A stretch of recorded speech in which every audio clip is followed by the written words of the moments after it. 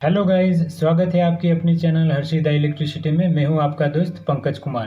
दोस्तों, अगर आप लोग इलेक्ट्रिकल फील्ड से जुड़े हुए हो तो आप लोग केडब्ल्यू, केवीए और केवीआर के बारे में थोड़ा भला तो जानते ही होंगे। और अगर नहीं भी जानते तो इस वीडियो को पूरा देखें ताकि आप केडब्ल्यू, केवीए और केवीएआर इन तीनों के बीच का डिफरेंस अच्छे से जान सके। तो चलिए वीडियो को स्टार्ट कर लेते हैं। दोस्तों, आपने देखा होगा कि मोटर पे केडब्ल्यू लिखा होता है और ट्रांसफार्मर पे केवीए लिखा रहता है और कैपेसिटर बैंक पे केवीआर लिखा होता है। तो ये सब क्या है? तो ये सब उस इक्विपमेंट के रेटिंग है जिसे हम एक एक करके समझते हैं। सबसे पहले हम केडब्ल्यू के बारे में समझते हैं। तो आखिर ये केडब्ल्यू क्या है? तो केडब्ल्यू यानी कि पावर, जिसे इलेक्ट्रिसिटी की खास प्रकार की ताकत के रूप में जान सकते हैं।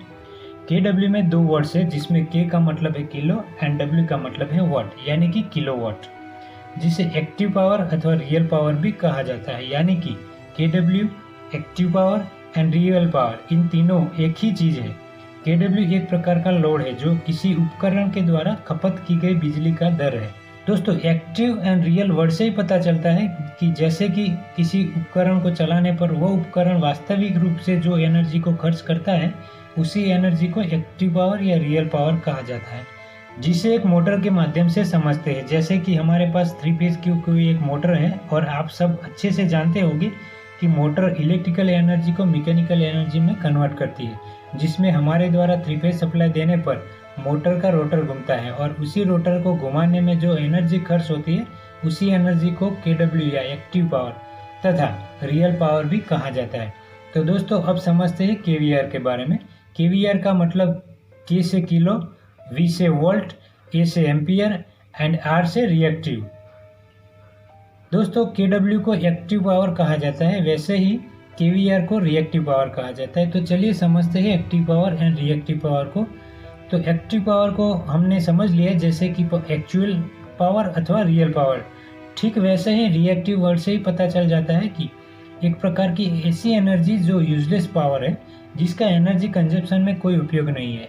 अब उसे हम एक मोटर के माध्यम से समझते हैं। जैसे कि हमारे पास 3 फेज की कोई एक मोटर है जिसमें हम 3 फेज सप्लाई इनपुट करने पर हमारा आर्मेचर घूमेगा और उसके घूमने पर जो एनर्जी खर्च होगी वो हमारी एक्टिव पावर कहलाएगी। लेकिन हम सब जानते हैं कि कोई भी उपकरण अपने फुल एफिशिएंसी पर काम नहीं करता है और उसमें कई तरह के लॉसेस पाए जाते हैं। ठीक उसी प्रकार इलेक्ट्रिसिटी भी अपनी फुल एफिशिएंसी पर काम नहीं करती।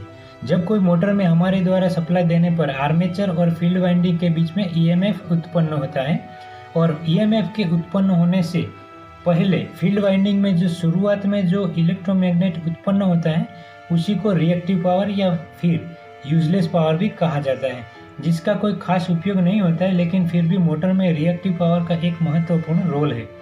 लेकिन अगर कोई मोटर में रिएक्टिव पावर बढ़ता है तो उस परिस्थिति में एक्टिव पावर कम हो जाता है। तो दोस्तों, अब हम समझते हैं केवीए के बारे में, जिसे अपरेंट पावर यानी आभासी शक्ति भी कहा जाता है, जो वास्तविक शक्ति यानी केडब्ल्यू और प्रतिघाती शक्ति यानी केवीए, इन दोनों के सम के बराबर केवीए होगा। इसलिए केवीए को टोटल पावर भी कहा जाता है।